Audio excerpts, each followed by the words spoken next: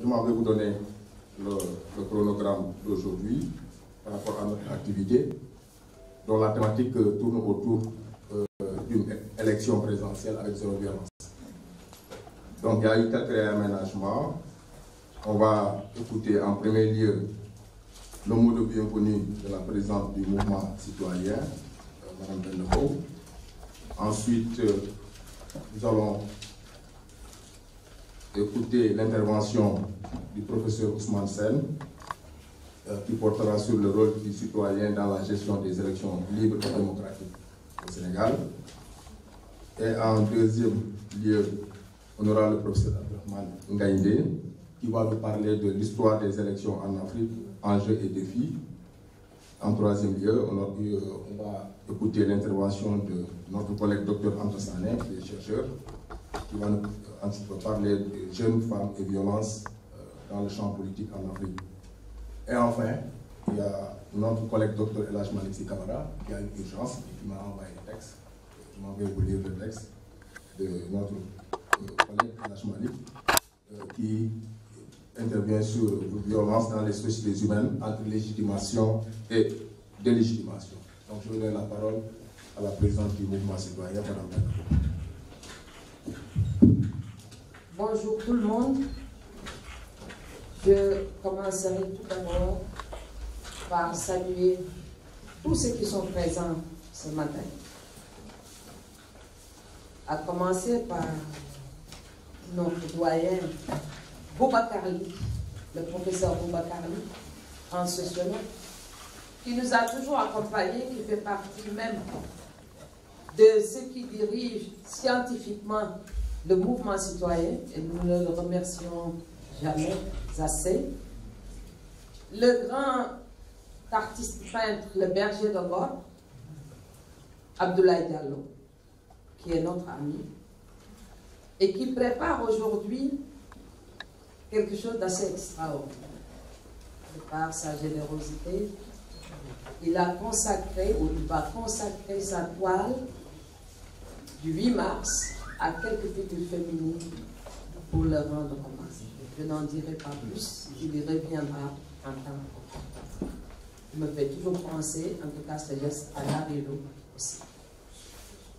Notre ami Mamadou Ly, que tout le monde connaît ici, qui est un homme d'affaires, mais qui s'intéresse beaucoup à la communication, parce que nous lisons tous ces revues de presse à tout moment, que ce soit le matin, l'après-midi, le soir. Dès qu'une nouvelle tombe, on peut être sûr de l'avoir tout de suite dans la revue de presse de Mamadou Ly. Et notre doyen Baya. La dernière fois, il y a un chercheur allemand qui m'avait appelé de Berlin pour justement discuter avec moi autour des organisations de droits de l'homme et des organisations et leurs conditions de travail au Sénégal. Et j'avais fait passer en revue l'ensemble des organisations. Naturellement, la mère de toutes ces organisations, c'est l'ONDH. Et le doyen Badian est dans l'ONDH depuis sa création. Et il continue à militer, à participer.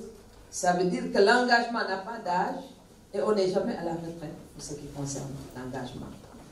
La table ronde de ce matin, nous l'organisons, nous co-organisons avec le roi Ousmane Sène, qui est notre ami, mais qui a mis gracieusement à notre disposition cette belle salle. Et Ousmane, non seulement il co-organise avec nous, mais il participe en tant que panéliste.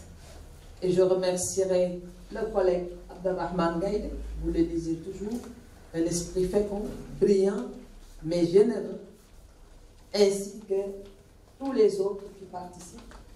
Souleymane Gomis, qui est le directeur exécutif du mouvement citoyen. Moi, normalement, je ne fais que, justement, je ne gère plus, c'est Souleymane Gomis qui est vraiment le responsable moral.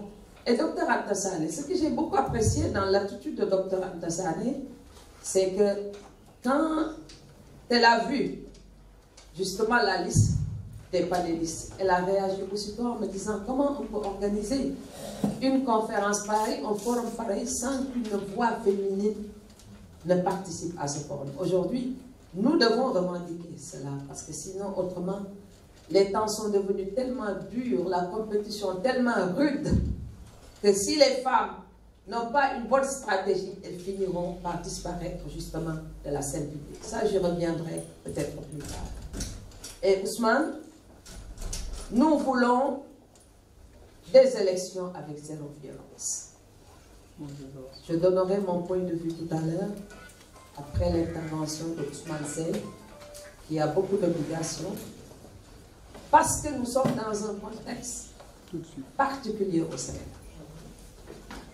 Et je me souviens, en 2005, quand j'étais à Washington, Carnegie Corporation avait organisé une grande enquête à travers le monde et surtout une réflexion sur why elections are going to war. Pourquoi les élections devraient-elles déboucher inexorablement vers la guerre? Alors là, c'est une grande question. Nous devons y répondre. Et aujourd'hui, nous donnons le point de vue du citoyen. Nous sommes des citoyens. Nous avons le droit de dire, voilà ce que nous voulons. Parce que le citoyen ne doit s'exprimer qu'à travers son bulletin de vote. Ça, c'est l'expression, si vous voulez, citoyenne. L'expression idoine. Mais quand le contexte s'y prête, le citoyen aussi a d'autres moyens d'expression. Une des méthodes, un des moyens d'expression, c'est ce que nous sommes en train de faire. Nous discutons, nous donnons notre point de vue et nous pensons pouvoir peser, influencer sur les autres pour qu'on respecte le citoyen dans ce pays. Et ceci étant dit, je vais retourner la parole à Ousmane. Nous remercions tous les journalistes ici présents ce matin. Je sais qu'ils sont venus, nombreux. Je salue Mme Bokani, notre partenaire de toujours, de la Fondation Konrad Adenauer. Et sans plus tarder, je vais remettre la parole à Dr Ousmane Ba, qui va certainement être le modérateur du panel de ce matin. Ousmane, vous avez la parole. Voilà, donc merci beaucoup Madame la Présidente. Je veux donner la parole.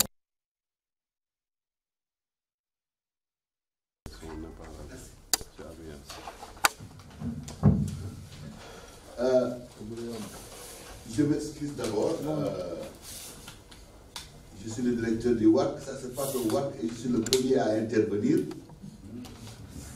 Bon, ressembler à la tyrannie du pouvoir.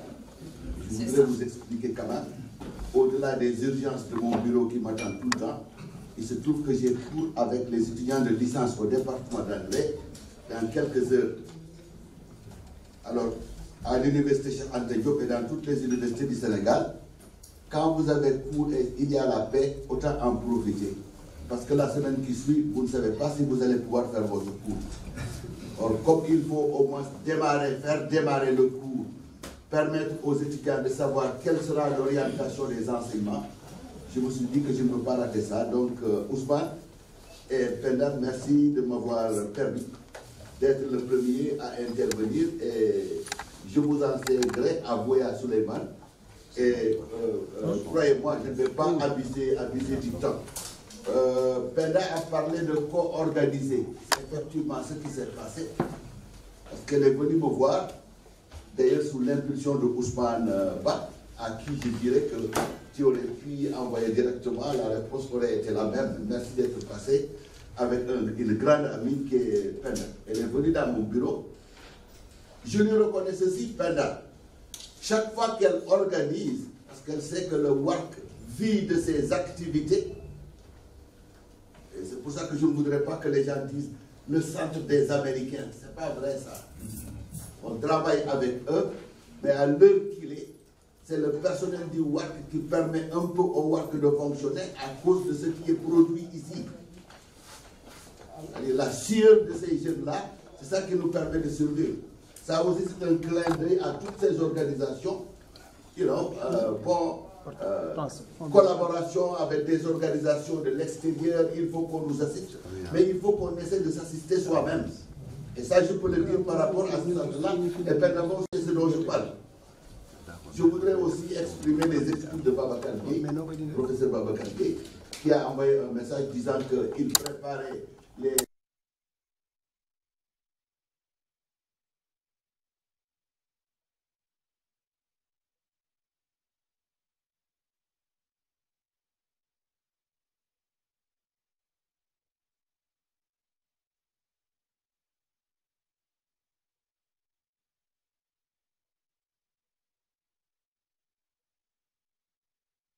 aux élections en paix et à l'issue des élections dans un Sénégal de paix. Mais moi, je vais ajouter une réflexion autour de ce que chacun devra faire et fera pour que nous en soyons dans cette situation-là. Parce que je lance un appel à mes collègues de l'université. Nous autres, très souvent, ce qu'on dit, oui, ce sujet-là, d'ailleurs, j'ai fait un papier là-dessus. Tous savent ce dont je parle. J'ai fait un papier là-dessus. Mais des fois, je me pose la question. Ce papier-là, vos collègues vous diront, vous pourrez déposer ça au CAMES. Mais combien dans la population sénégalaise vont jamais lire ce papier-là? C'est une réflexion. Parce que l'autre jour, j'ai eu une cérémonie de dédicace ici. Et j'ai demandé à Felwine Sarr d'aller parler aux journalistes. Il a pratiquement refusé. Ce que je lui ai dit, c'est ceci. Felwine, ce que vous êtes en train de faire par rapport au patrimoine du Sénégal, ça intéresse tout le monde à Dakar, mais ça intéresse les chaumières les plus reculées du Sénégal. Il faut qu'on le comprenne. Si tu ne vas pas parler, peut-être en français, mais en wolof et en sérère, pour que ces gens-là puissent être informés, ça restera à Dakar. Ce n'était pas lui demander de se faire voir à la télévision ou de se faire entendre à la radio. Ce n'était pas ça. Il faut que l'information circule pour que ceux qui sont dans les villages, ils allument leur télévision pour savoir, tiens, nos masques reviennent. S'ils ne le font pas, ils ne le sauront pas. C'est important. Et c'est important de dire aussi ici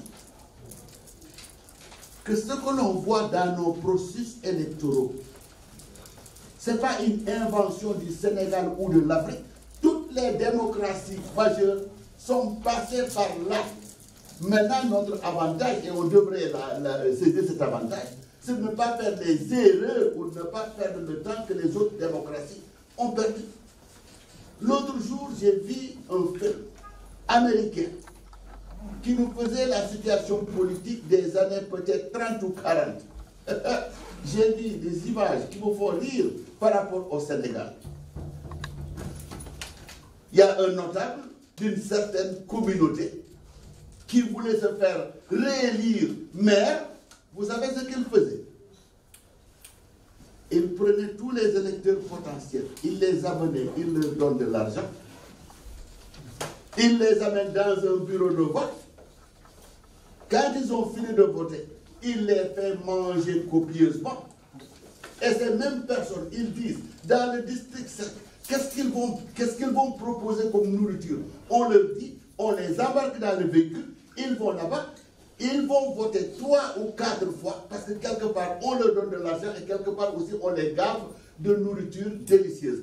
Donc, ce n'est pas une innovation chez nous, encore qu'il faille dépasser ça pour que la démocratie se renforce. Mais on a dit, voir ce que chacun d'entre nous devra faire. Et j'en viens là, et je crois que je vais terminer sur ça.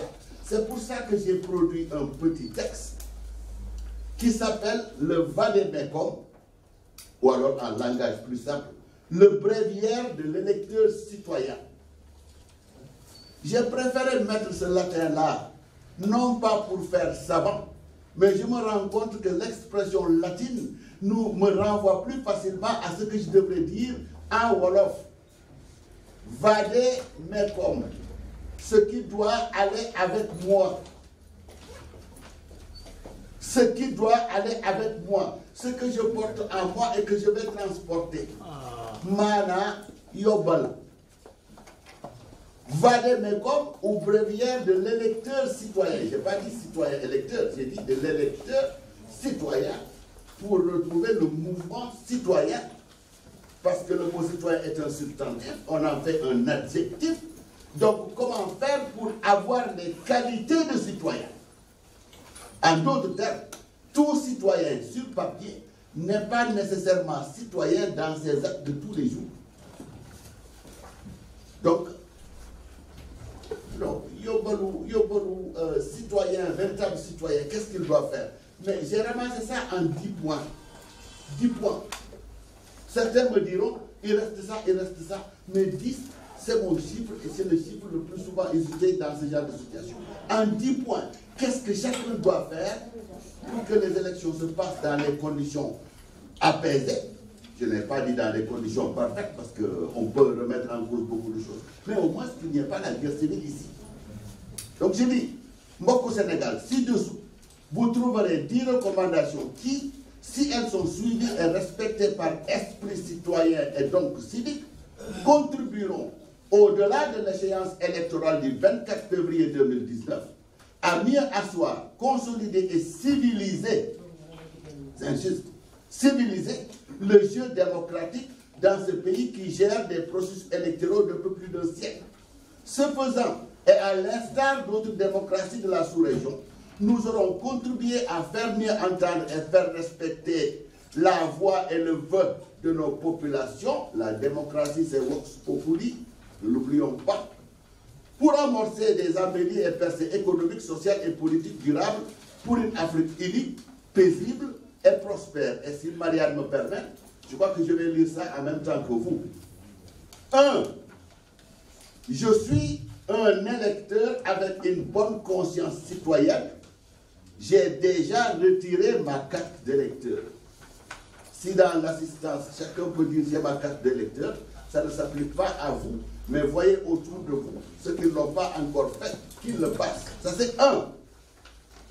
Je me veux un électeur citoyen.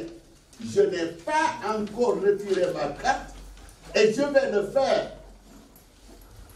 quoi qu'il m'en coûte, avant le 24 février pour pouvoir voter. J'ai eu un changement au niveau de ce texte à un certain niveau. C'est quoi qu'il m'en coûte.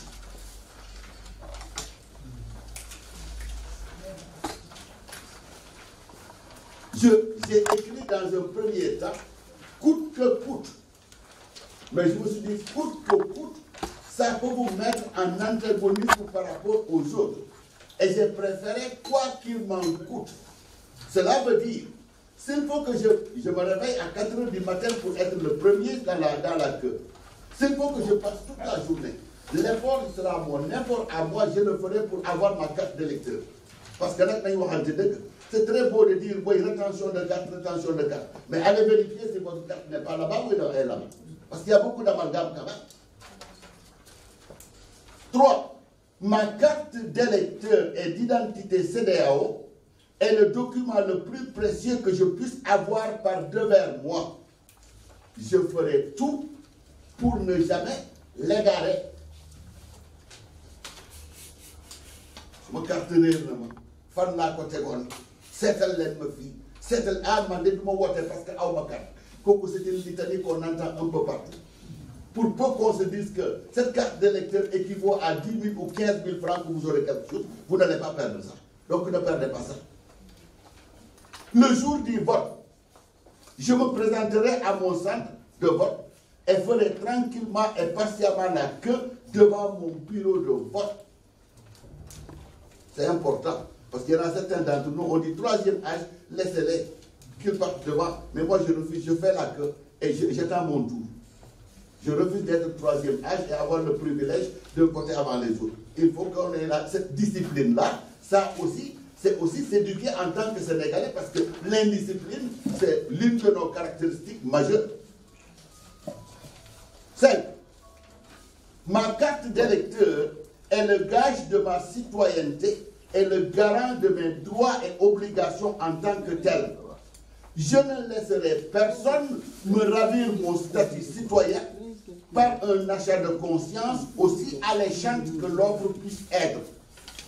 La dignité ne se monnaie pas. Être citoyen, c'est aussi être digne. La dignité ne se monnaie pas. Si le numéro de mon bureau de vote a été changé à mon insu, je ferai preuve de citoyenneté et chercherai mon nouveau bureau où je ferai la queue en toute quiétude et patience. Je parle en connaissance de cause parce que lors des dernières élections, on a changé effectivement mon bureau de pas le bureau, mais oui, c'est le bureau, mon bureau de vote. J'étais surpris, mais je me suis ressaisi. J'ai dit, je fais le tour du centre. Parce que j'aurais pu dire, voilà, camarades, on a tout nangam pour vous faire le film. Mais non, je me suis dit, non, attends. J'ai fait le tour, et brusquement, voilà, quelque part, je vais, ils me disent, oui, mais Ousmane Sène, oui, mais votre nom est là. C'est ça, vous, non? On me donne mon lieu et date de naissance là, puisque ce monde-là, tous ceux qui habitent là-bas, il y en a très peu qui diraient qu'ils sont de ce compte, je vois, c'était moi. Mais j'ai voté. Mais imaginez pour un instant que je me dise, oui, les gens m'entendent, je suis une voix contre le régime ou contre tel, on est en train de créer une situation de toutes sortes, ça ne correspond absolument à rien du tout. On s'est trompé. On sait que dans toute administration, il y a des erreurs matérielles, mais on n'a qu'à jouer ça et aller tranquillement vérifier. C'est ça. Alors, 7. Je me présenterai devant les membres du bureau, muni de ma carte, prendrai les bulletins une fois ma carte vérifiée et mon nom identifié, et me retirerai devant l'urne pour y mettre le bulletin de mon choix.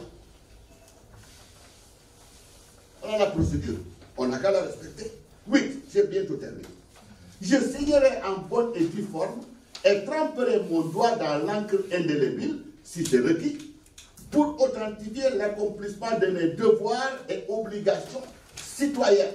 Le reste est au verso. 9. J'ai presque terminé. Je ne m'attarderai pas devant le centre de vote une fois mon devoir accompli. Parce que plus il y a des attroupements, plus il y a un potentiel pour des affrontements. D'abord, vous énervez les policiers, vous créez des situations, et les commentaires, vous donnez tous les ingrédients pour qu'il y ait un petit problème quelque part. Non, rentrez chez vous. Je rentrerai chez moi, je m'occuperai tranquillement comme je le fais chaque week-end en attendant les résultats provisoires, parce que c'est ces gens-là, camarades journalistes, c'est eux qui sont les premiers à proclamer les résultats, donc c'est provisoire. Mais on leur fait confiance. Je dois vous tirer mon chef. Il n'y a qu'une seule fois où j'ai vu une télévision se permettre à 14 heures d'annoncer des tendances et peut-être des résultats. C'était la catastrophe, ça. Mais il faut reconnaître aux journalistes sénégalais que quand ils commencent à partir de 19 heures, c'est des choses qui sont fiables et on peut quand même suivre ça. Vraiment, je vous tire mon chapeau et vous avez beaucoup contribué à la démocratisation de ce pays-là parce que vous êtes une fenêtre ouverte. Voilà. Je rentrerai chez moi, je m'occuperai tranquillement comme je le fais chaque week-end en attendant les résultats provisoires. J'ai voté pour mon candidat et je reconnais aussi aux autres le privilège de voter en toute liberté et toute latitude pour le candidat de leur choix. Je peux être partisan, mais pas intolérant. Je peux être partisan, mais pas intolérant. Et enfin, je resterai chez moi devant la radio ou la télé à écouter l'annonce des résultats provisoires. Les tendances me sont favorables. Je contiens ma joie ou l'exprime dans mon salon. Pas car-t-il, Donald Youssou ne pas respecter, Dialgatil, defal lu la neex, mais pour amate nit ci biti. Parce que les résultats sont encore provisoires. Les résultats commencent à m'être défavorables. Je contiens mes sentiments et ne manifesterai pas ma déception par des actes de violence dans la rue. Mon pays, le Sénégal, se construit dans la paix. La violence détruit l'œuvre et les sacrifices de mes aïeux, de mes parents, ainsi que celle de ma génération dans ce pays. je ne la laisserai pas, la violence, je ne la laisserai pas m'aveugler et m'aiguillonner vers une folie destructrice. Sénégal, ben peuple, ken mënu ko xar ñaar Penda Ousmane wasalaam. Voilà, merci beaucoup, professeur, pour ces enseignements riches. Je vais donner la parole au professeur Abdelrahmane Ngaïndé pour qu'il axe son intervention sur l'histoire des élections en Afrique, enjeux et défis.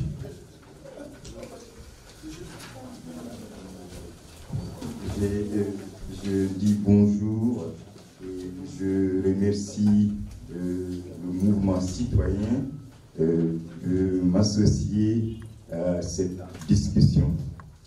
Mais je prône souvent un peu d'indiscipline pour mieux comprendre ce que je suis en train de faire. Je ne peux pas faire l'histoire des élections au Sénégal. Je vais rester dans le sillage de ce qui nous amène. Et je crois que se trouve la chose, la vraie chose, puisque j'ai l'habitude quand j'arrive au WAC, de ne pas perdre mon temps. Je visite les lieux.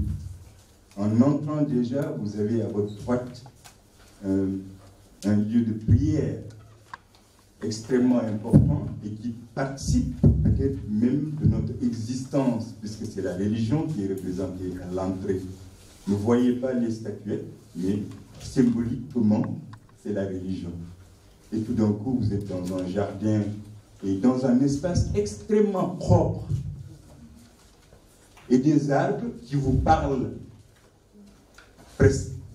Donc cet aspect organisationnel qui nous mène à l'intérieur de cette salle peut être représentatif d'un pays, du paysage d'un pays. Je ne le dis pas puisqu'il est là, hein, parce que c'est juste, je ne dirais pas un piètre sérieux, mais c'est mon maître. Et en plus, justement, il nous réapprend par la maîtrise de cet espace l'organisation et la méthode. Et dans les 10 commandements qu'il vient de décliner, il nous donne comment le citoyen doit se comporter. Et moi, j'ai l'habitude de dire à haute voix et de manière intelligible et irrévocable, j'ai choisi d'être citoyen sénégalais par moi-même. Donc, je ne peux plus me taire. Je ne suis pas venu ici pour réussir en tant que corps. Je suis venu ici puisque ma citoyenneté a été contestée et j'ai appris à être un être humain à l'intérieur de ce pays depuis 30 ans que j'apprends, que je côtoie de manière quotidienne. Et j'ai compris qu'est-ce que c'est un citoyen réellement ici, pas en France où je suis resté 7 ans. Non, c'est ici au Sénégal que j'ai appris à être un être humain et à oser parler, à pousser l'audace pour dire attention. Une société qui ne peut plus ou qui n'arrive plus à fabriquer de grands hommes fabrique des bons hommes.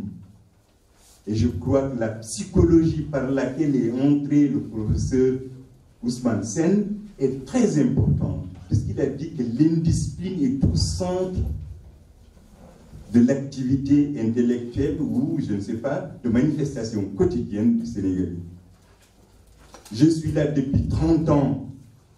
Le Sénégal est une femme que j'ai aimée, donc je la châtie pour qu'elle soit encore plus belle. Attention, ce n'est pas une claque aux femmes, mais c'est plutôt pour la hausser davantage. Puisqu'une femme, il faut la prendre avec beaucoup de soin. Je ne suis pas égocentrique, mais je pense que mon expérience est importante pour moi et je dois la partager avec les citoyens sénégalais qui comprennent. Parce que tout simplement, je disais tout à l'heure que je suis arrivé ici à l'âge de 27 ans en tant que Halpulaar, ayant été chassé pour deux choses qui me sont contestées, mon humanité et ma citoyenneté, que je n'ai jamais pu exprimer. Vous, depuis un siècle, la citoyenneté s'exprime sur cette terre. Et il ne faut jamais oublier que le Sénégal et Dakar est un Finistère qui ressemble énormément d'individualité. Et c'est pourquoi j'ai bien aimé tout à l'heure, dans le discours du professeur, il n'a pas utilisé le mot peuple, ni nation, mais population. Puisqu'en réalité, les élections, c'est l'expression des populations, gérées dans un temps et à un moment bien déterminé de l'évolution de cette société. Et où on distille des discours et des mots. Et ce sont les mots et les discours qui gèrent les intelligences. Et très souvent, il faut tamiser le discours, le rendre plus accessible, comme les 10 commandements du professeur Ousmane Sène. C'est simple, c'est ridicule, mais c'est ça en réalité. Rester devant sa télévision, contenir et sa joie et son amertume, c'est très difficile. Ne pas s'attrouper après avoir voté et ne pas écouter les rumeurs, non,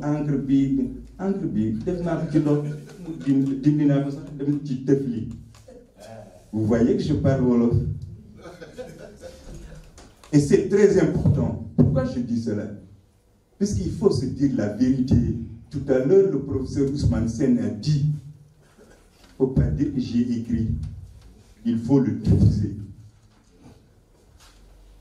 Je suis certainement prolixe, j'écris beaucoup, mais c'est lié à mon cheminement, de cette recherche effrénée de ce que c'est que l'être humain et ce que c'est que le citoyen. Parce que j'ai découvert qu'il y avait une possibilité d'avoir une seconde souveraineté. Ce n'est pas une résilience, je n'aime pas trop le terme résilience, c'est une seconde souveraineté, un rebondissement en considérant que je suis un être humain. J'étais venu Halpulaar, mais depuis 30 ans, je ne suis plus Halpulaar, le Halpulaar, le. Vous avez compris le? D'autres puisque je participe et je dois être dans la sauce globale, tout en étant un élément à l'intérieur de cette sauce qui ne se dénature pas et qui ne dénature pas. C'est pourquoi j'ai pris la décision d'être dans les médias publics et de dire ce que je pense, puisque je ne suis pas là pour le salaire. Je suis là parce que j'ai pris un engagement avec moi-même et avec tous ces gens qui me donnent la chance d'être. Le professeur Boubacar Ly, chaque lundi me fait un cours. Chaque lundi, depuis plus de 10 ans. Chaque lundi, je fais mon cours avec lui. Et j'ai appris la citoyenneté chez lui, puisque c'est un être exemplaire de quelque chose. Donc, ce pays recèle d'hommes et de femmes exemplaires et qui peuvent permettre à la société de se tranquilliser puisqu'ils doivent revenir à la surface et prendre parole. Puisque j'ai dit tout à l'heure que tout se trouve dans les mots. Et dès qu'on monolithise un mot, on élimine toute possibilité de polysémie du mot, il devient un boulet rouge et qui détruit les neurones et qui réveille le nombril. C'est ça le problème. Il faut que les gens changent de langage. Puisque les générations ont changé, il faut... Et puis, une erreur fondamentalement politique a été commise dans ce pays et jamais analysée. C'était un calcul politique. En ramenant l'âge du vote à 18 ans, on a perturbé la génération. Sans pourtant étudier les 3 ans qu'on a éliminés. On a mis sur le marché énormément d'électeurs sans qu'il ne soit l'individu qui réclame. Puisqu'il faut l'individu. Et l'individu, c'est du corps. Khalis Logo. Pas Khalis dans le sens sonnant et trébuchant, mais toutes les conditions qui permettent à l'esprit de se développer et d'avoir conscience que c'est moi qui construis mon pays, individuellement, collectivement, tel que le réclame le professeur Ousmane Sène. Parce que les 10 commandements, ils te parlent à toi-même, tu te parles à toi-même. Je connais le processus qui conduit à la déflagration. Je suis d'origine mauritanienne, je vous ai dit. Je sais les mots qui conduisent vers la déflagration. C'est ça je le réclame tout le temps. Je dis que nous, réfugiés africains à l'intérieur de l'Afrique, et qui avons eu la chance de reconstruire une personnalité, pas seulement l'accès au matériel auquel je suis à l'aise là. Pas comme, et beaucoup de citoyens sénégalais ne sont pas comme moi. Et pourtant, je viens de l'autre côté. Donc, je dois restituer ça dans un acte qui reflète une citoyenneté. L'acte qui reflète la citoyenneté, pour moi, aujourd'hui, c'est l'acte des idées. Je ne peux rien faire pour ça. Donc, il faut que l'individu, tel qu'on veut qu'il soit dans ce pays, revienne à la réalité. Et ça revient à la place des intellectuels. Puisque tous les débats qui nous mènent vers les déflagrations en Afrique, ce sont des intellectuels, ce n'est pas la population. C'est pas la population. Ce sont les riches. Vous avez vu le débarrage de la campagne. On a l'impression que c'est des chars de combat, le truc de communication. De grosses toundras, ou des pick-up immenses qui occupent tout l'espace. Donc nous sommes dans une guerre. Mais nous devons la maîtriser. Et la maîtriser, c'est la maîtriser par le langage, par le discours et par les mots, et ce qu'on met à l'intérieur des mots. Les mots et les choses, nous avons dit Foucault. Les choses et les mots aussi. Il faut que, je crois que je stoppe ici. Il faut surveiller le discours. Il faut surveiller le discours, puisque le début de la campagne peut être mou, mais plus la campagne avance, les mots sortent. Les MAX sortent et ça se corse. Et le sentiment, nous sommes des êtres humains. Je ne peux pas ne pas avoir de passion pour mon candidat. Je ne peux pas rester tranquille devant ma télé alors que je vois d'autres qui sont en train de se sacrifier pour leur candidat. Ce n'est pas possible. Comment donc civiliser le langage politique et le langage intellectuel en même temps? Et comment donc amener à diffuser davantage ce que nous écrivons? Parce que moi, ce que je dis ici, je l'ai écrit dans des articles, dans des livres. Mais bon, il faut aussi que les intellectuels, malheureusement, qu'on s'entrelise entre nous. Parce qu'il y a des travaux, ce n'est pas parce que mon grand frère, professeur Malik Dia est là, mais il l'a déjà fait. L'individu, il l'a déjà cité depuis 30 ans avec son livre, son immense livre qu'il faut exploiter, qui est difficile à exploiter, mais il faut l'exploiter parce que il y a dedans des choses qui peuvent nous permettre de comprendre cet individu qui est en train d'émerger depuis 1990. Et depuis la libéralisation, la baisse aussi de l'âge de vote, l'émergence d'un individu qui n'a pas les moyens de gérer son individualité qui lui a été donnée sur un plat en or. Je m'en arrête là. Voilà, donc merci beaucoup, professeur. C'est un grand plaisir de lire. Donc je vais donner la parole à Dr. Al-Bassad pour son intervention.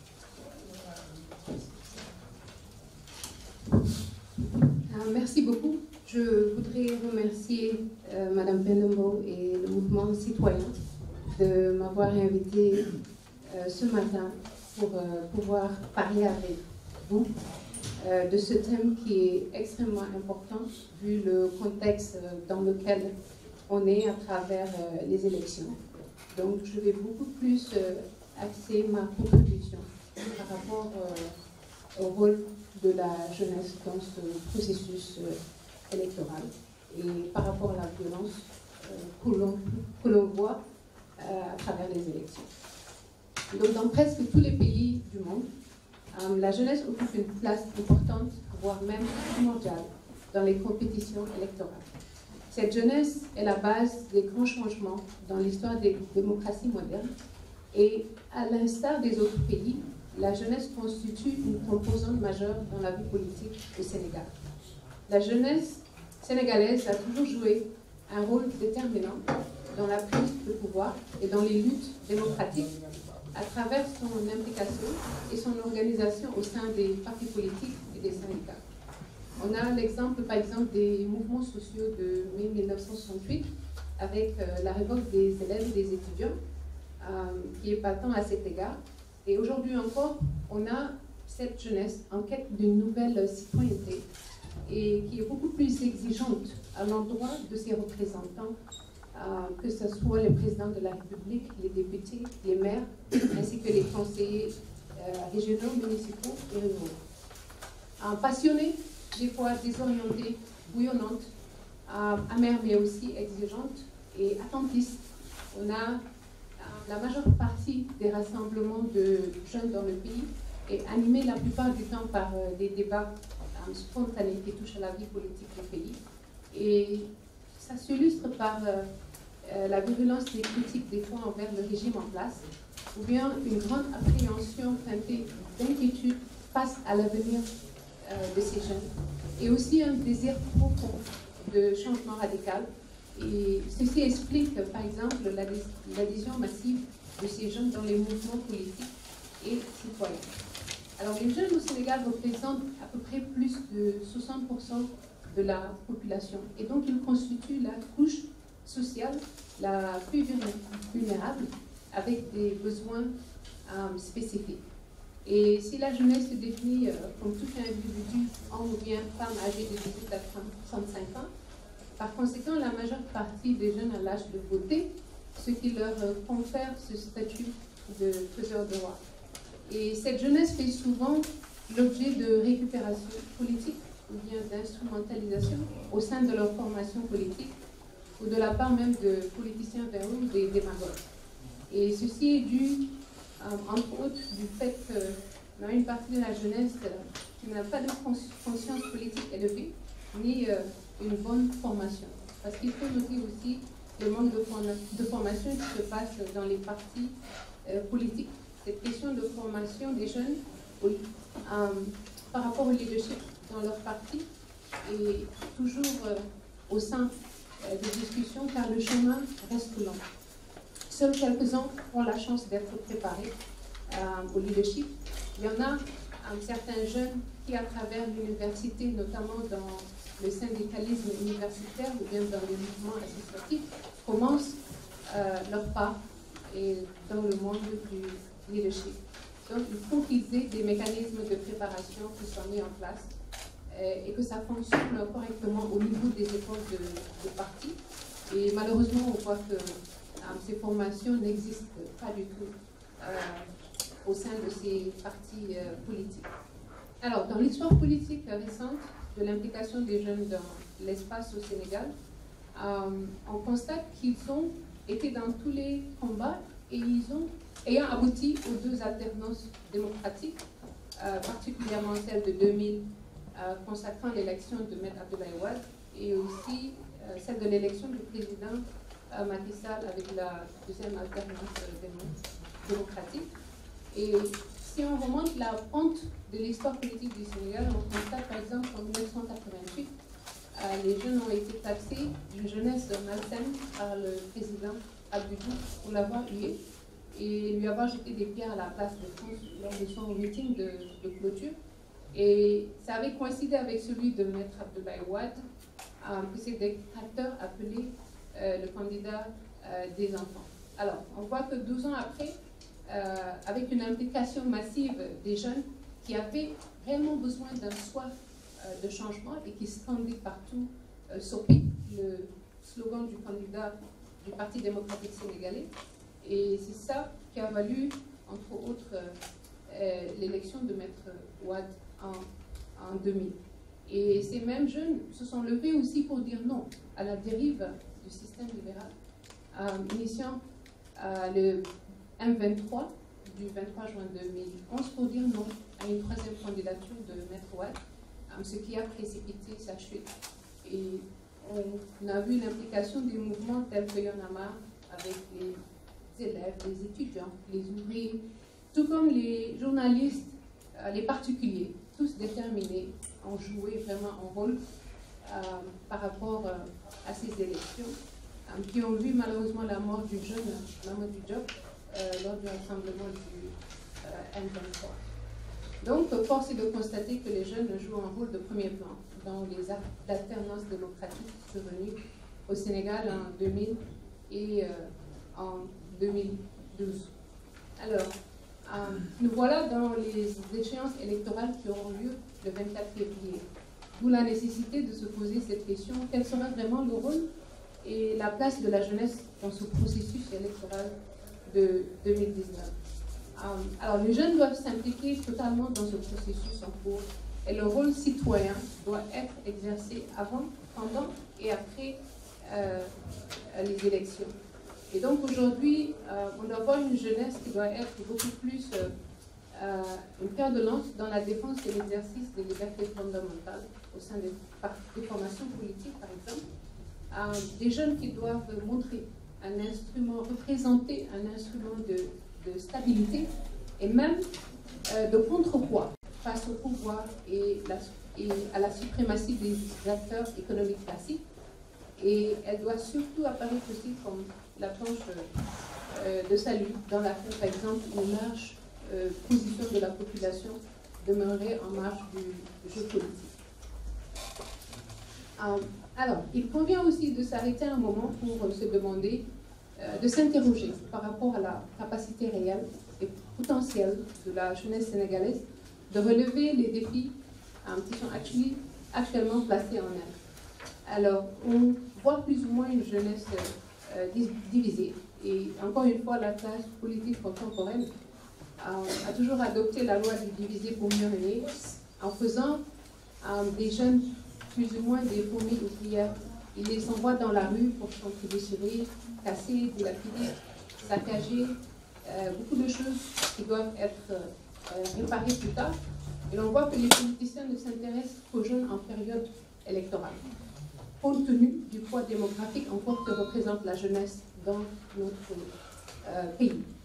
Donc, ils utilisent plus ou moins les jeunes pour violenter leurs frères, leurs parents. Et il y a aussi au niveau universitaire, malheureusement, beaucoup de manipulation des jeunes par les zones politiques qui profitent des conditions de vie pénibles que vivent certains de ces étudiants pour acheter justement leur conscience par des billets de banque, bien des fois des fausses promesses. Et ces derniers, malheureusement, oublient la plupart du temps le programme de ces hommes politiques et ils les défendent aveuglement. Et les étudiants sont le plus souvent les cibles pour générer les violences sous toutes ses formes. Et donc il est important de se demander quel devait être aussi le rôle des organisations estudiantines dans la prévention de cette violence dans le processus électoral au niveau universitaire, mais aussi dans les localités. Et plus ou moins décentraliser les débats sur la non-violence en période électorale dans les campus universitaires serait une bonne solution. Ne pas afficher l'appartenance politique au sein des amicales, mais ça c'est extrêmement compliqué pour des étudiants qui, la plupart du temps, à travers ces discussions, montrent leur appartenance politique. Mener aussi un dialogue permanent entre autorités et jeunes, et l'importance de suivre la campagne et le déroulement des programmes des différents candidats afin de faire un vote réfléchi, mais insister aussi sur les conséquences néfastes de l'achat de conscience. Alors la jeunesse aussi doit s'informer et s'impliquer sur l'évolution du processus électoral pour bien faire le contrôle du monitoring. C'est extrêmement important d'aller vers cette information et ne pas toujours attendre qu'on la reçoive. Et les sources aussi d'informations sont très importantes et vérifier ces informations pour pouvoir avoir une meilleure idée du vote que l'on veut faire. Alors, Le troisième et dernier point avant que je puisse conclure, je voudrais aussi parler de la place rapidement et le rôle qu'occupent les jeunes dans les partis politiques. Alors, on a plus ou moins, on voit la plupart des jeunes qui sont dans ces partis politiques, qui sont le plus souvent la proie facile des hommes politiques, encore une fois, qui les utilisent comme des boucliers pendant les campagnes électorales, des fois comme des caisses de résonance plus ou moins, les jeunes sont utilisés pour répondre ou bien pour attaquer certains adversaires politiques. Et donc, ils deviennent le bouclier de leur parti, pour certains le fer de lance de ces derniers, pour d'autres ils constituent la sève actuellement. Et pour d'autres, on voit qu'au sein de ces partis, le rôle des jeunes se situe autour de l'animation aussi, mais aussi de la mobilisation des forces sociales. Pour d'autres, c'est défendre leur parti. A toujours été le rôle et la responsabilité. Et ce que l'on voit au niveau du terrain, en réalité, c'est que le discours est beaucoup plus violent et fait dans l'invective que dans l'argumentaire et le raisonnement. Donc, cette jeunesse se doit d'être davantage responsable et réfléchie. Et ne pas croire que la jeunesse politique rime avec la violence, l'insolence ou bien l'insanité, car les invectives ne constituent pas une référence politique. Et le discours ne doit pas être de caniveau, ni de rivalité politique ou de bâton. Il faut un changement de paradigme chez les jeunes à travers des discours argumentés et raisonnés. Et parce que l'on voit que beaucoup de jeunes ils sont formés, ils ont les niveaux universitaires qu'il faut. Donc les conversations doivent changer et être beaucoup plus centrées par rapport au programme des candidats, l'impact que ces programmes vont avoir au niveau des populations, mais surtout des jeunes. Parce que la plupart du temps, ces candidats parlent de cette jeunesse du Sénégal qui représente plus de 60%. Ils font toutes ces promesses pour cette jeunesse pour pouvoir avoir justement leur vote. Alors en conclusion, le président américain Abraham Lincoln avait dit qu'un bulletin de vote est plus fort qu'une balle de fusil. Donc c'est une manière de dire que le vote est une base vraiment pour une démocratie participative.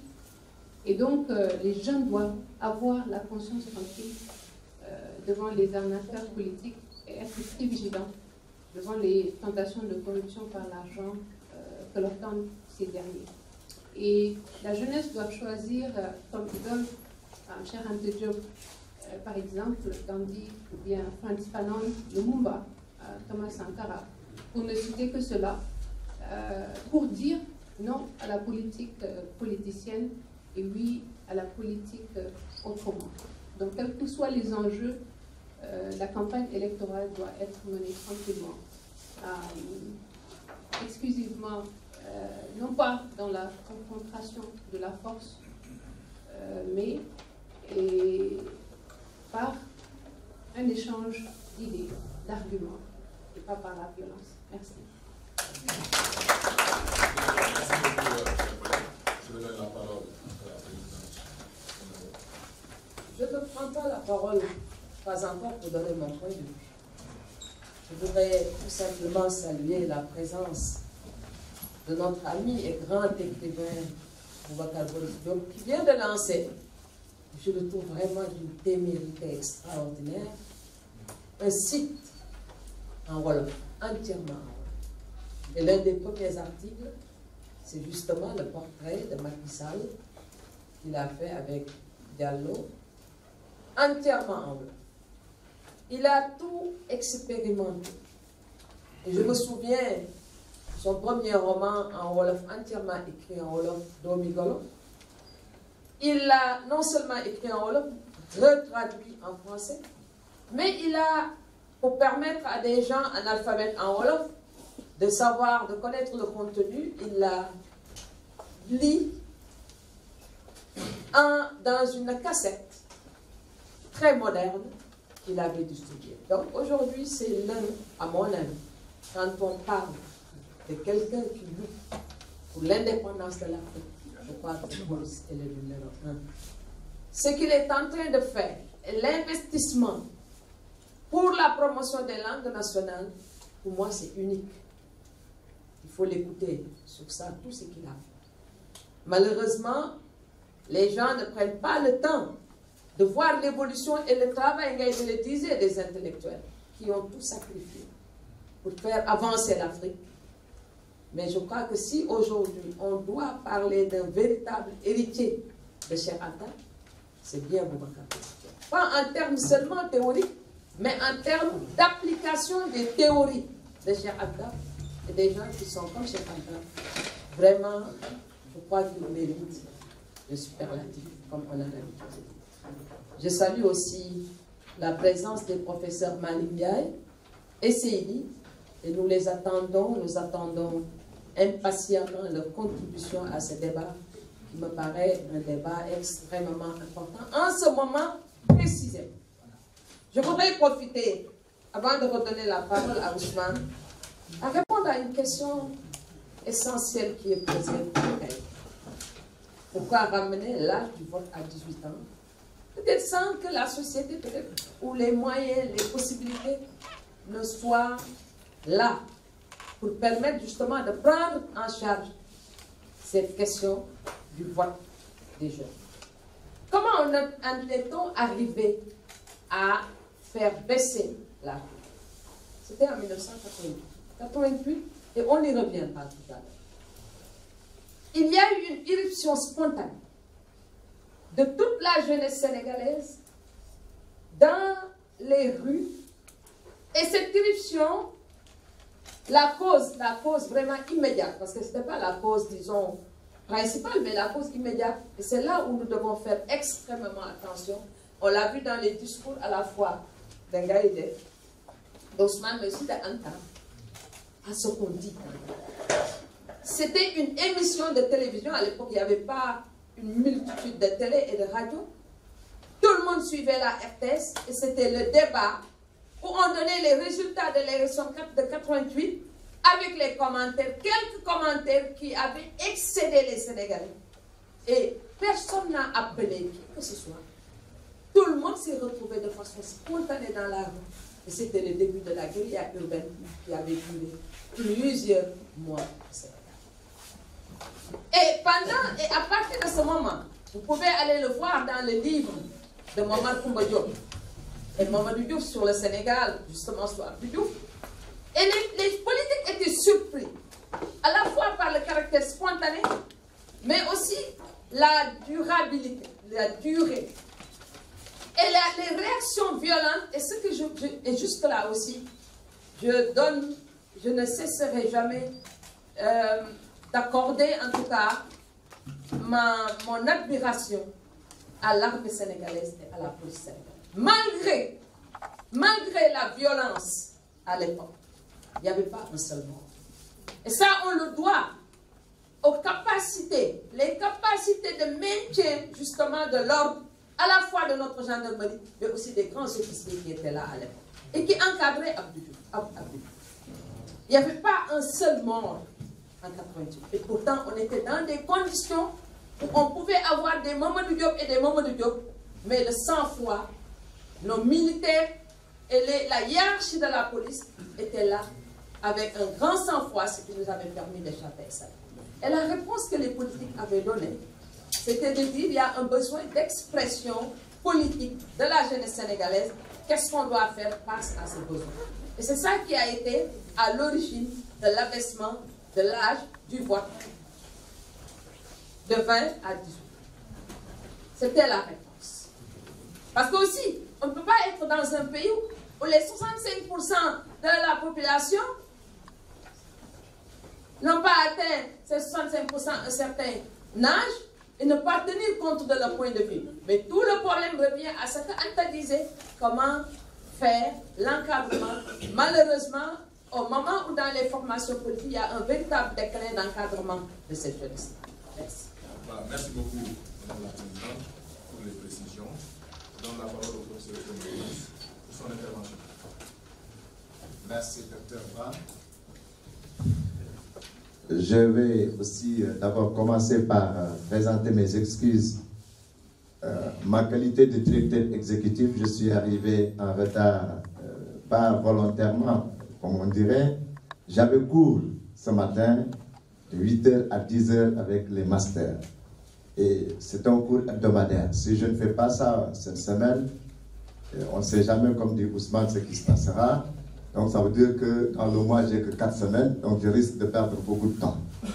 Donc j'ai privilégié d'abord mon métier. Je suis un enseignant, je suis allé enseigner, je suis venu ici pour exprimer ma citoyenneté maintenant.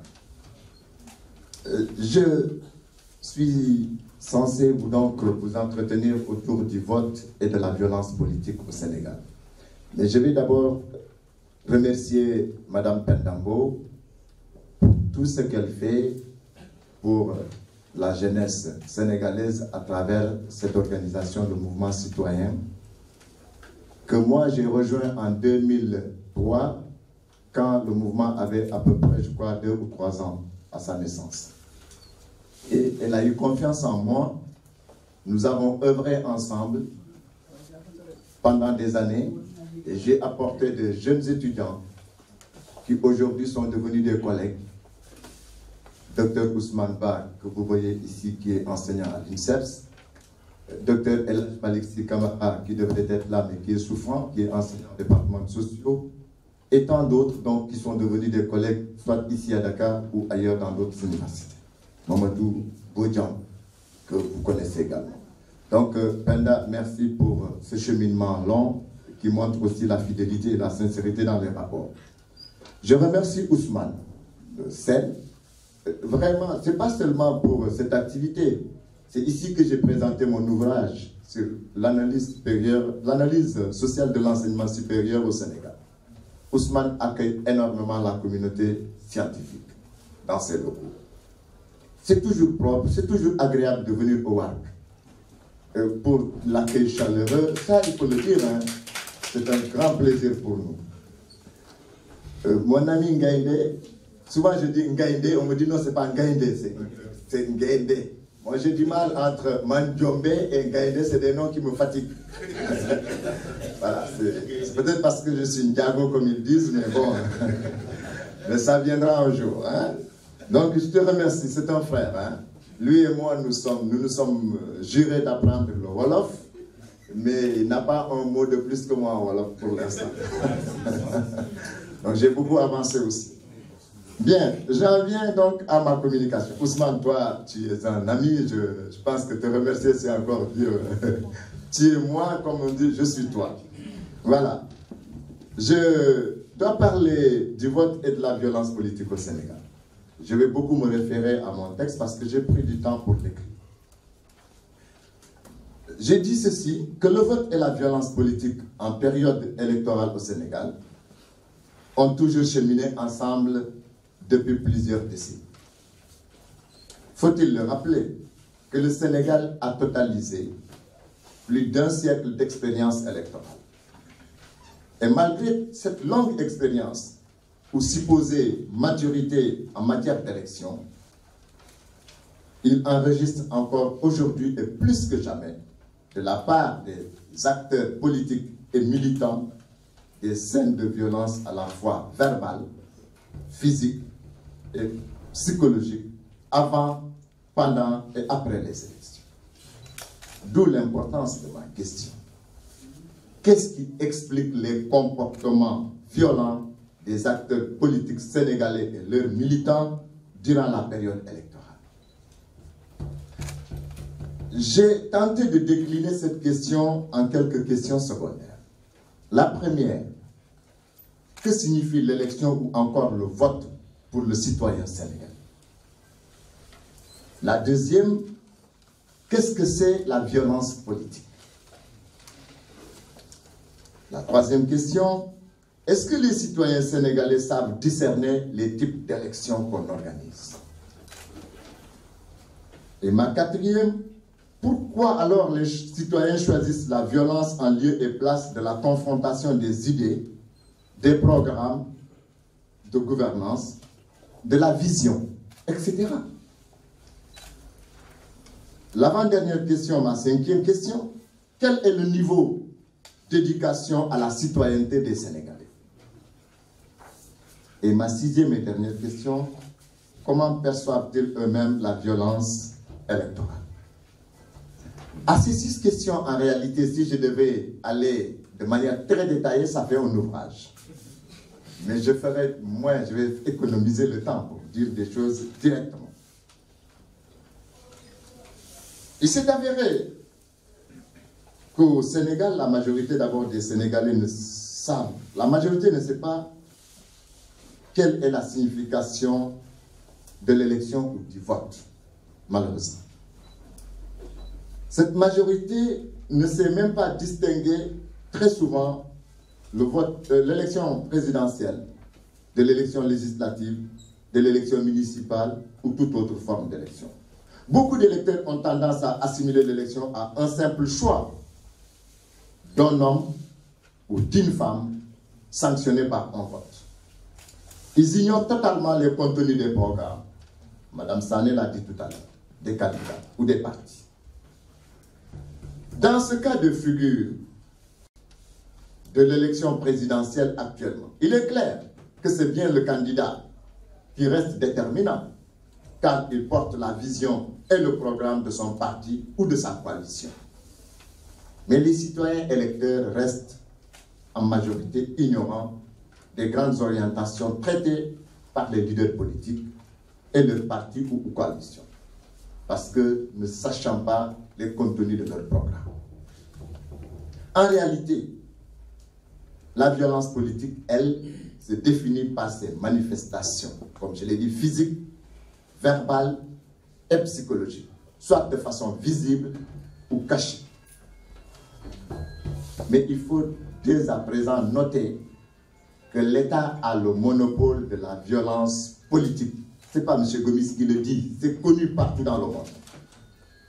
L'État a le monopole de la violence politique, qu'il déroule très souvent au nom de la légalité et non pas forcément au nom de la légitimité.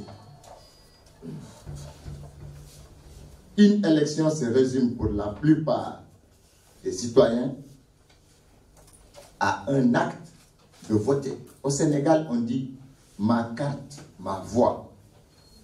Il y en a même d'autres qui ajoutent ma carte, ma caution, ma carte, je ne sais pas. Ça se résume seulement à des actes comme ça. Les Sénégalais ne cherchent pas à étudier ou à déchiffrer les contenus du programme ou encore à réfléchir sur la vision des cas. Le vote des citoyens est monnayé, il faut le reconnaître, madame. Ce n'est pas seulement dans le campus universitaire, et au-delà, dans la campagne, dans les ateliers de mécaniciens, chez les pêcheurs. Le vote est monnayé, d'où son caractère mécanique et instrumentalisé, parce que l'électeur est manipulé, parfois même corrompu par des promesses ou par de faibles récompenses économiques. Les citoyens sénégalais, pour la plupart, ne discernent pas donc les types de vote, compte tenu du caractère ambigu même des élections, à leurs yeux. La présidentielle, les législatives, comme les municipales, mettent toujours en avant ou en évidence l'image du leader du parti, au lieu que ce soit l'image de l'élu local. C'est plutôt toujours le leader du parti ou de la coalition qui sera mis en branle ou en évidence. Et ses réalisations. Les mêmes pratiques se répandent toujours sur le même fond de violence et de corruption. La victoire comme l'échec est attribuée au leader du parti ou de la coalition, quel que soit le type d'élection. En période électorale au Sénégal, on constate que l'argument de la force, madame, prime toujours sur la force de l'argument chez bon nombre de citoyens. C'est-à-dire le débat politique qui devrait être la toile de fond ou le support d'aide au choix du meilleur candidat. Ce débat est quasiment absent de l'espace public et médiatique. Aujourd'hui, on aurait dû voir des hommes politiques s'affronter médiatiquement pour présenter, défendre leur programme devant la population. Cela ne se fait pas. Ils sont en train de parcourir les quartiers, les villages, chacun parle et lance des petites phrases, des petites flèches. Et nous ne saurons jamais dans quelle sauce nous allons être cuits. Les responsables politiques choisissent de s'affronter par militants interposés, en privilégiant les dénigrements, les diffamations, les dénonciations, les accusations et autres insanités concernant la vie privée même de leurs adversaires. Les programmes et la vision sont très rarement mis en valeur dans leurs discours et dans leurs actes. Mais cette attitude générale donc des militants ou sympathisants et politiques, notamment donc des leaders politiques, s'explique par leur niveau d'éducation citoyenne, qui, à mon avis, demeure très limité. Ils n'ont pas reçu une bonne éducation citoyenne. La citoyenneté ne se décrète pas ou ne s'arrache pas non plus. Elle est un processus d'éducation, de socialisation, qui se vit et se traduit dans les comportements de tout individu vivant dans une nation. Je pense que à l'époque, quand je parlais de nation, le professeur Amadou Alidien me disait non, nous n'avons pas encore de nation. Je disais non, professeur, on en a. Il dit non, on a des groupements. Mais je commence à croire effectivement qu'on a des groupements. Oui, parce que c'est un processus d'incorporation et d'intériorisation à la fois des règles, des normes, des valeurs, des symboles et des représentations qui fondent la nation. Une citoyenneté est inhérente même à la nation. Or, il n'y a pas de véritable nation. Il a raison, mon professeur Amadou Ali. Il n'y a pas de véritable nation en Afrique noire, mais plutôt des ensembles ethniques ou ethnicisés, des groupements. La citoyenneté et la démocratie n'ont de sens réel dans les sociétés modernes qu'à travers trois aspects fondamentaux de la vie que sont ces aspects que je vais vous citer. Le respect des droits humains, la laïcité et l'équité homme-femme. Ces trois éléments semblent absents quelquefois ici. Les États africains, pour la plupart, et notamment le Sénégal, éprouvent beaucoup de difficultés à remplir ces trois critères. Nos cultures font-elles une place à la démocratie? Ou alors, en d'autres termes, est-ce que nos cultures sont compatibles avec la démocratie? C'est des questions que je me pose. Si l'on sait que la démocratie est le gouvernement du peuple, par le peuple et pour le peuple, la démocratie se nourrit plutôt de la participation effective de l'ensemble des citoyens et citoyennes de la nation. La concertation, le dialogue, le débat et la participation de tous et de toutes sont des constituants indispensables de la démocratie. Chacun, à son niveau de compétence, doit apporter son grain à la construction démocratique et citoyenne de sa nation. Et ce n'est pas parfois le cas. Quand on prend par exemple le projet de loi d'abord, avant que ce ne soit une proposition de loi sur le parrainage, mais il y a encore des Sénégalais qui ne pourront même pas expliquer qu'est-ce que c'est que le parrainage, parce que c'est passé au-dessus, alors que ça devrait être inclusif. Ce n'est pas le cas. Globalement, les citoyens sénégalais ont une perception aussi très négative de la violence politique. Ils déplorent et condamnent massivement toute forme de violence d'où qu'elle vienne. Et paradoxalement, vous allez quand même me croire, paradoxalement, ce sont ces mêmes Sénégalais qui exercent la violence sur leurs propres concitoyens. Elle l'a bien dit. C'est-à-dire ce sont les mêmes gens qui vont taper leurs frères, leurs sœurs, leur mère, leur père. Ou alors c'est l'inverse. Ou c'est les mêmes Sénégalais qui vont subir les violences de leurs propres frères, sœurs ou mères. Les Sénégalais compatissent aussi très facilement à la cause ou à la souffrance des victimes de violences politiques ou injustices sociales. Ils refutent et luttent farouchement contre toute forme de domination politique exercée par certains acteurs sur leurs adversaires ou sur leur population. Dès que vous vous victimisez pour une raison politique, vous avez tout de suite la population à vos côtés. En 98, Djiboka tout de suite, en quittant le Parti socialiste, Feu Boka a eu beaucoup de sympathisants parce que tout le monde pensait que c'était de l'injustice. Moustapha Niasse, pareil, en quittant le Parti socialiste, et la même chose. Idrissa Seck, en quittant le PDS, dès que vous vous considérez comme une victime politique, automatiquement vous avez beaucoup de sympathie de la part des populations sénégalaises. On a l'impression que c'est une maladie. Comme si eux-mêmes n'essaient pas de voir que ces hommes-là étaient eux-mêmes acteurs dans le système. On oublie tout ça.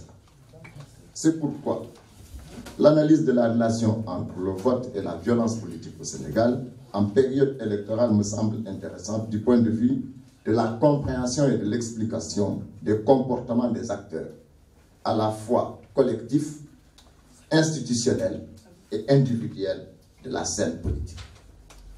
Cette analyse passe forcément par la clarification d'abord des termes, comme je l'ai dit, des termes de vote, de violence politique. Qu'est-ce que c'est? Qu'est-ce que c'est que le vote pour le citoyen sénégalais? S'il y a bien un acte démocratique, à mon avis, à retenir et à préserver par les peuples, d'abord du monde, c'est bien le vote. L'expression première de la citoyenneté.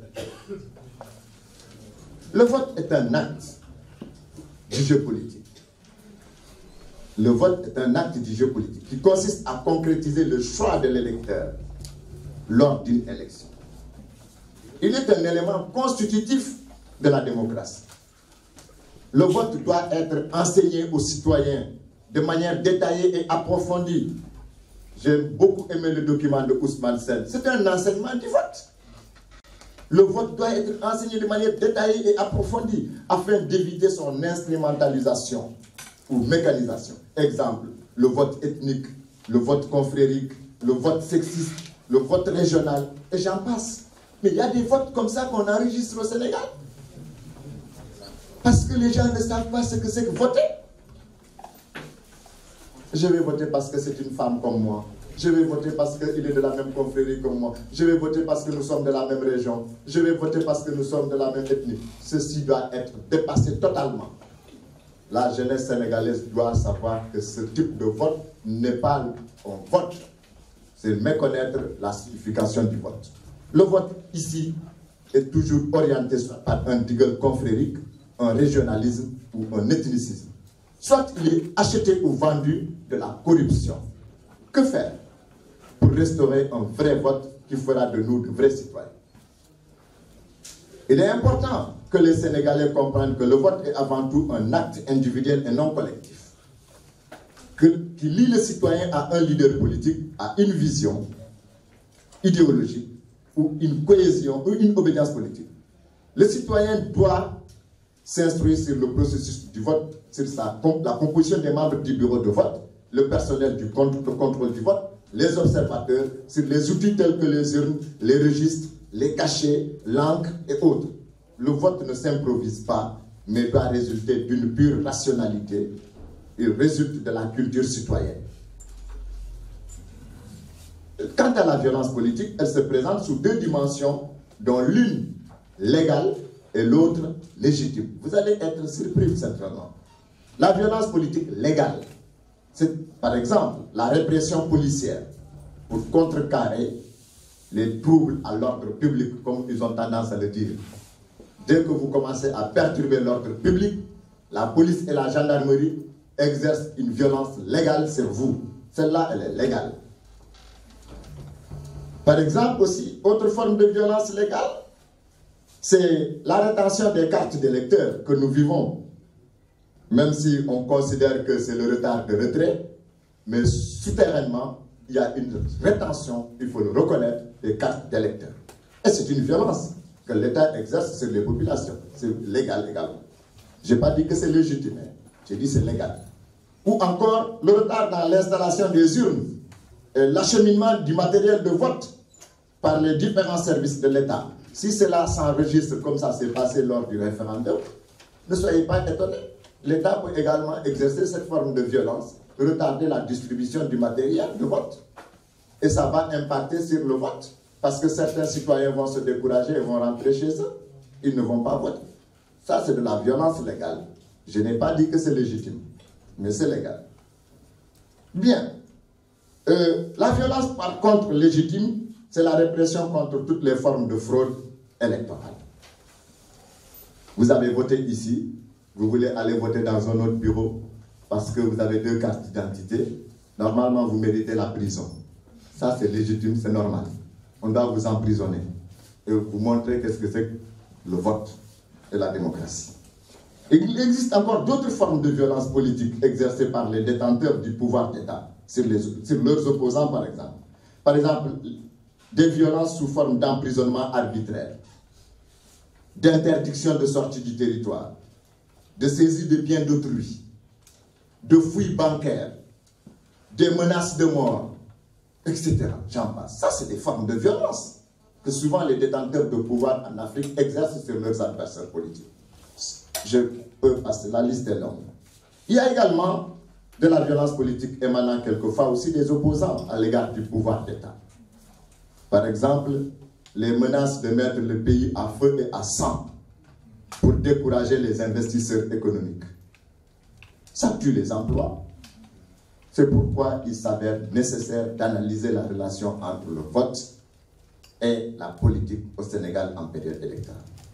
Quels sont ces facteurs de violence? À la lumière de ce qui précède, je termine. Étudier cette relation de vote et du vote et de la violence politique au Sénégal revient à examiner comment le vote ou l'élection favorise le développement de la violence politique. L'analyse donc de la conception du vote ou de l'élection chez les populations révèle que les germes de la violence politique résident dans l'ignorance de la signification du vote ou de l'élection par de nombreux Sénégalais. Et cette violence politique serait également liée à la faiblesse ou à l'absence totale de la culture citoyenne dans certaines tranches de la population sénégalaise. Force est de reconnaître que les leaders politiques constituent incontestablement des vecteurs de violence politique parce qu'ils manipulent les populations à des fins de promotion personnelle. Les dures conditions d'existence que vivent la majorité des Sénégalais, à la fois sur le plan de l'éducation, de la santé, du logement, du travail, de l'emploi, et j'en passe, et même de la sécurité, expliquent en grande partie les comportements de violence de beaucoup de nos compatriotes durant la période électorale. En conclusion, on doit dire que les Sénégalais doivent comprendre que l'élection ou le vote sont des éléments constituants et essentiels du jeu démocratique et que personne n'a le droit d'en abuser. La paix est un don merveilleux de Dieu. La paix, c'est un don merveilleux de Dieu. Personne n'a le droit de la détruire. Personne. Œuvrons pour la paix et luttons contre toute forme de violence durant cette élection présidentielle. Ensemble, nous vaincrons. Merci. Je vais donner la parole à Madame la Présidente pour son intervention. Je ne serai pas très parce que je voudrais vraiment qu'on ait du temps pour la discussion. Et je salue notre ami Sissoko, un grand militant des droits de l'homme, qui a duré ici depuis très très longtemps. Et j'ajouterai simplement à tout ce qui vient d'être dit quelques idées à verser dans la discussion. Quand on réfléchit sur l'évolution de ce pays, il y a un paradoxe que nous vivons. Entre 1968, qui constitue un grand tournant dans l'histoire politique, surtout l'histoire de la démocratie, et aujourd'hui, à nos jours, il y a des faits qui peuvent nous pousser à dire qu'il y a une certaine régression sur tel ou tel autre élément. Au moment où les alternances auraient dû être des éléments de consolidation de la démocratie, on a parfois l'impression que les différentes alternances contribuent quelque part à une certaine déstructuration. C'est ça le grand paradoxe que nous vivons au Sénégal. Et la question de la citoyenneté, entre 1998 à 2000, on avait fait des avancées significatives.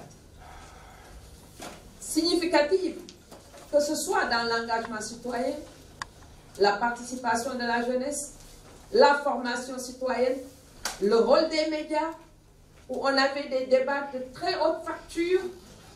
Et tout cela, à mon avis, a généré et a créé les conditions d'une véritable alternance en 2000, y compris le sens du vote des femmes, ce sens du vote qui était un élément déterminant dans justement cette alternance en 2000. Mais une fois que l'alternance est là, on a connu un recul par rapport à certains éléments, que ce soit même la prise en charge du débat politique chez les femmes, chez les jeunes, etc. Et on parle de plus en plus de dépolitisation, par exemple, de la jeunesse, parce qu'on n'a plus le temps, et c'est ça le paradoxe. On est tellement focalisé sur la conquête du pouvoir qu'on oublie justement comment faire pour avoir un véritable citoyen éclairé et capable de participer au jeu de l'élection. Parce que le rythme de l'élection, les enjeux autour de la conquête du pouvoir, fait qu'on en soit arrivé aujourd'hui à un éclatement du leadership. Et c'est cet éclatement du leadership, d'ailleurs, on a pensé que le parrainage était une réponse à cet éclatement du leadership, mais aussi un leadership qui de plus en plus s'affaiblit face aux enjeux que nous connaissons dans notre pays et sur le continent d'ailleurs. Ça, c'est le grand paradoxe.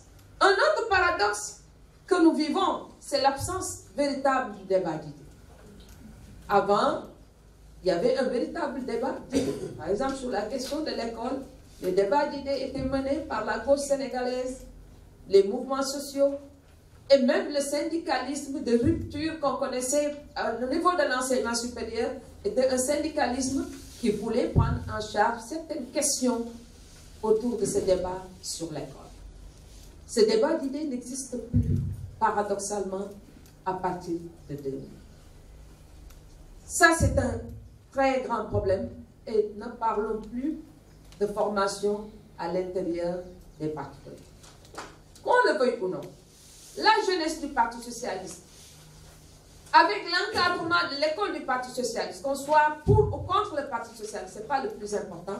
Aujourd'hui, on trouve dans cette jeunesse du Parti socialiste d'antan, parmi les meilleurs cadres, on trouve chez ces jeunes socialistes d'excellents cadres sur le plan politique, à côté de la gauche sénégalaise. C'est parce qu'il existait, et le Parti socialiste s'était inscrit sur la longue durée parce qu'il ne pensait jamais quitter le pouvoir. Je me souviens de l'étude, par exemple, de notre ami l'américain, comment il s'appelle encore, qui a écrit Tocqueville au Sénégal. Il avait pensé que le Parti socialiste était encore là au moins pour une cinquantaine d'années, que ce n'était pas encore la fin du Parti socialiste. Et je crois que ce que les démocrates ont trouvé pour vraiment faire partir le Parti socialiste, c'était le fractionnisme à l'intérieur du Parti socialiste. S'il n'y avait pas véritablement ces grands départs du Parti socialiste, peut-être que le Parti socialiste serait encore là au Sénégal. Et un engagement véritablement citoyen. Alors, on ne peut pas, à mon avis, à chaque élection, revivre la même situation. Reproduire 88 en 2019, ce n'est pas possible. Ce n'est pas possible. Il faut qu'on avance. Il faut qu'on évolue. Parce que les enjeux pour un pays comme le Sénégal, que ce soit sur le plan économique, sur le plan éducationnel, au niveau de la santé, dans différents domaines, les enjeux sont tellement pressants et importants que nous ne pouvons pas passer notre temps à faire de la politique, à ne parler que de la politique, surtout lorsqu'il n'y a pas un véritable contenu dans le discours. Qu'est-ce qu'il faut faire? Et c'est valable pour beaucoup de pays africains. Je lisais un texte du grand sociologue Michel Vieux-Vorka qui analyse un peu la situation des gilets jaunes en France.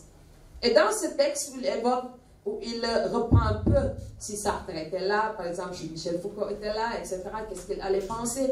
Comment allait-il analyser encore cette situation?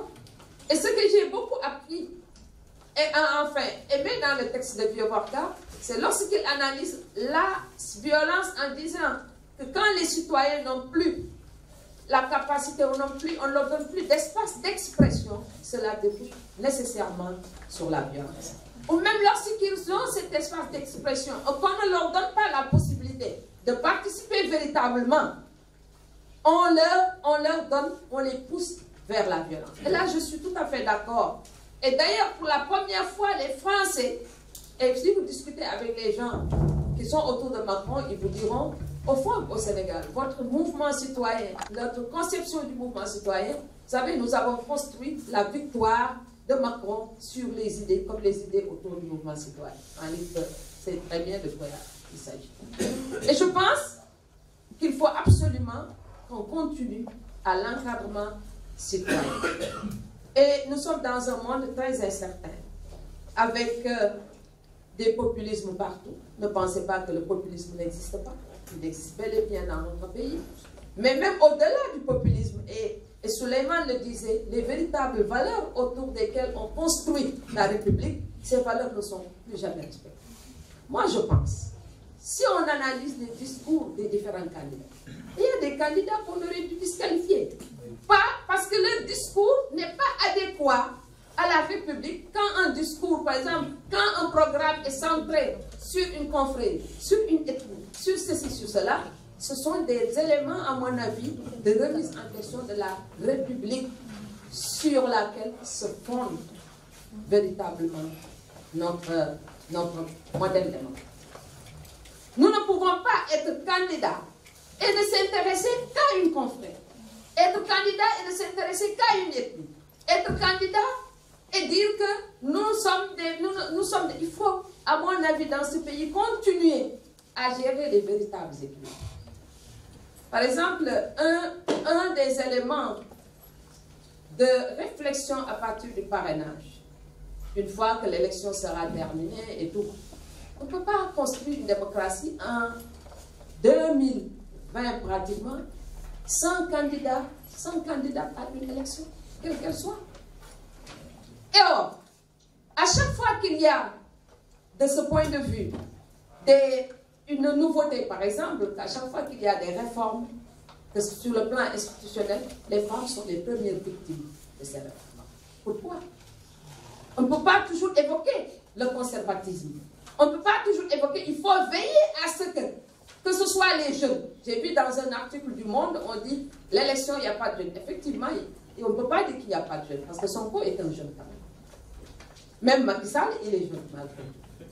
On ne peut pas dire qu'il n'y a pas de jeunes. Mais le problème, c'est qu'il faut veiller à ce que les différentes facettes de la société soient représentatives à travers les candidatures à une élection, quelle qu'elle soit. Ensuite, la laïcité, elle est fondamentale. J'entends off the record. J'ai suivi ce matin le discours d'un homme religieux à un meeting de Macky Sall. Ah, j'étais étonnée. Il disait que tout ce qu'on a dans ce pays, ce serait une Touba qui le donne.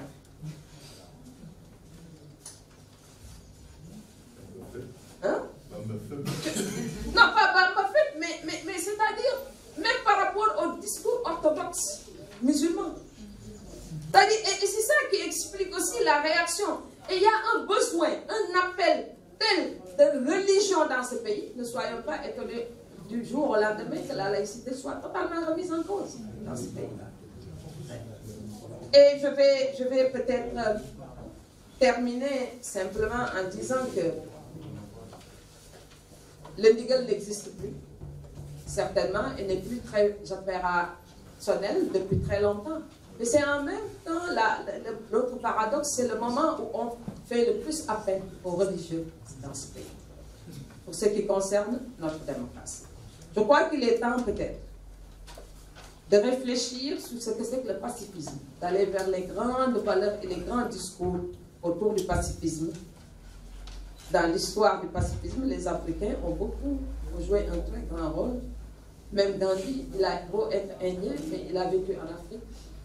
Mandela est une référence et il est très important pour ce qui concerne justement le pacifisme.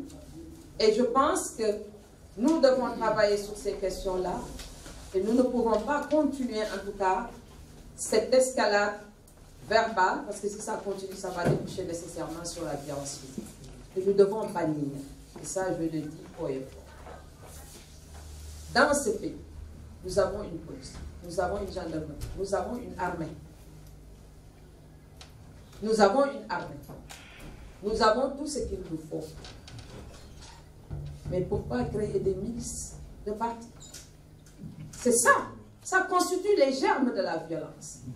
Les milices de partis. Les milices de partis politiques. Les gros bras. Mais c'est l'armée, la police, la gendarmerie qui doivent assurer la sécurité dans ce pays. S'il faut que les militants s'érigent en bouclier pour protéger leurs leaders, je suis d'accord. Mais pourquoi créer, justement, il y a une floraison dans ce pays d'institutions, entre guillemets, de sécurité. Et ça, je pense que si on y prend garde, ça va créer une déstructuration et faire sombrer le pays dans la violence. Même les accidents, certaines formes d'accidents font partie de la violence en période électorale. Regardez le nombre d'accidents qu'il y a ces 2 derniers jours et le nombre de décès qu'il y a ces 2 derniers jours. Alors du coup, nous, en tout cas, le mouvement citoyen est toujours fidèle à sa vocation qui constitue à donner la parole aux citoyens et à faire émerger la véritable citoyenneté.